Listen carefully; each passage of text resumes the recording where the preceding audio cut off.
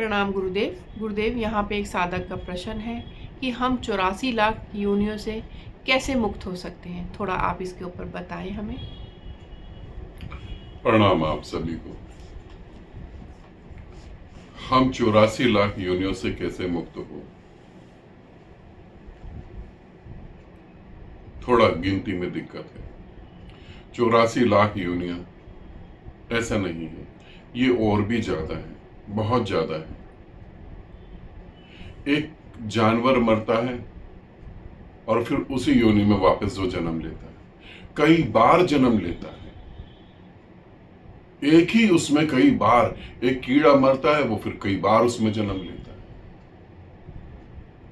अगर हमें 84 लाख योनियों से मुक्त होना है तो इस वीडियो को आप पूरा देखें तो आपको आराम से पता लग जाएगा कैसे हम मुक्त हो सकते हैं। 84 लाख योनियां, उससे हम कैसे मुक्त हो?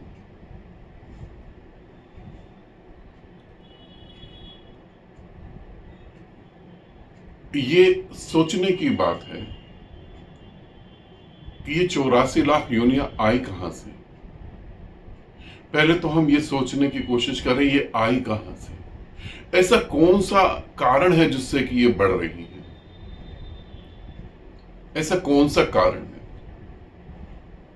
आप कह सकते हैं अहंकार, आप कह सकते हैं वासना, आप कह सकते हैं लालच,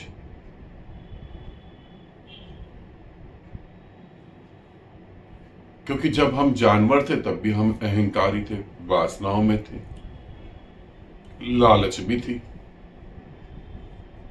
जो मनुष्य है उसमें जो जो चीजें हैं वही जानवर में थोड़ी कम क्वांटिटी में है। मनुष्य अपनी प्रॉपर्टी को लेकर झगड़ता है, जानवर जहां बैठा होता है वो अपनी जगह को लेकर झगड़ता है। शेर, कुत्ते, बिल्लियां ये अभी अपनी जगह को जो है निशान लगाती हैं कि ये जगह हमारी है, इसमें कोई दूसरा एंट्री नहीं करेगा। मनुष्य भी चार दीवारी खड़ी करता है, निशान लगाता है। हर चीज मिलती है बिल्कुल।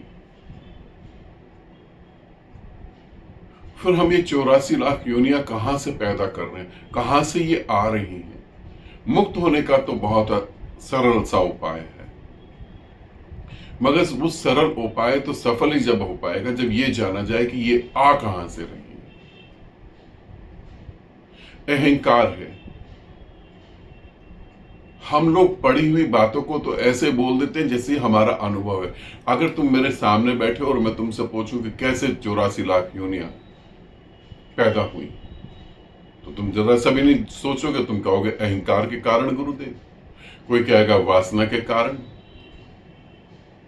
कोई कहेगा लालच के कारण, कोई कहेगा आगे गति बढ़ती जाए इस कारण। मगर ये कारण तुम्हें पता होने के बाद भी तुम इन कारणों से तो मुक्त नहीं हुए। फिर ये कारण तुम्हें पता कैसे? तुम इन कारणों से मुक्त नहीं हुए हो तो ये कारण तो बिल्कुल बेकार है। क्या तुम ऐसा खाना खाना चाहोगे भूख लगने पे जिससे तुम्हें तृप्ति कभी ना मिले, जिससे तुम्हारा खून ना बने, मांस मज्जा ना बने, हड्डियां ना बने? ऐसा खाना तुम पसंद करोगे? तो तुम कहोगे बिल्कुल नहीं।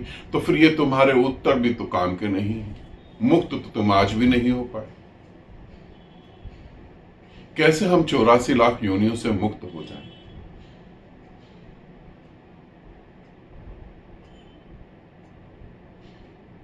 मौन। 84 लाख योनियां अगर हम मौन हो जाएं तो वो सब बंद हो जाती है। मात्र मौन एक उपाय है। मौन ही एक उपाय है। जानवर है वो इंसान को देखता है, उसे लगता है इंसान को तो बड़ी आजादी है, जहां जाना चाहता है जाता है, घूमना चाहता है घूमता, हर काम करता है इंसान। इन्हीं विचारों के कारण जानवर इंसान में कन्वर्ट होता है। पेड़ पौधे हैं वो जानवरों को देखते हैं, वो कहते हैं हम तो एक ही जगह खड़े हैं, यही पैदा हुए यही मर जाएंगे। और ये देखो, कभी इस जंगल कभी उस जंगल, पक्षी को देखो कभी इस पेड़ पर कभी उस पेड़ पर, तितलियों को देखो, उनके मन में विचार पैदा होता है, जिज्ञासा पैदा होती है, आगे बढ़े हम।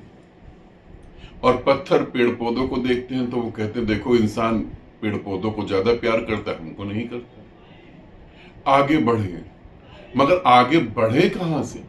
विचारों से। कामना कहां से चालू होती? विचारों से। फिर हम क्या करें? फिर हम मौन को साधें।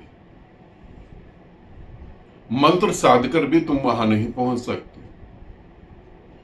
मंत्र का भी अंतिम पड़ाव मौन ही है, तंत्र का भी अंतिम पड़ाव मौन ही है, ध्यान साधना का अंतिम पड़ाव मौन ही है। सभी धर्म अलग अलग हो सकते हैं, सभी धर्म अलग अलग बातें कर सकते हैं, सभी धर्म अलग अलग नियम दे सकते हैं, अलग अलग मंत्रों को पैदा कर सकते हैं, अलग अलग मान्यताओं में जी सकते हैं, मगर सभी धर्मों में एक कॉमन सी चीज है, वो है मौन, साइलेंट। साइलेंट बिल्कुल। और जिस दिन तुम ये मेरी बात समझ गए, फिर देर नहीं लगनी, तुम 84 लाख योनियों से हमेशा के लिए मुक्त हो जाओ। आवागमन से तुम मुक्त हुए। मौन ही है एक उपाय। और ये मैं पहली बार पृथ्वी पर कह रहा हूं, ऐसा नहीं, जब भी निराकार उतरा है तब भी उसने कहा है मौन है एकमात्र उपाय। सभी धर्म आपस में झगड़ा कर सकते हैं अपनी मान्यताएं लेके, मगर मौन को लेके कोई झगड़ा नहीं है। बुद्ध ने भी कहा शांत हो जाओ। मौन ही एक उपाय है 84 लाख योनियों से पार जाने का। ठीक है, आनंदित रहो, सदा खुश रहो। बहुत बहुत प्रेम आप सभी को।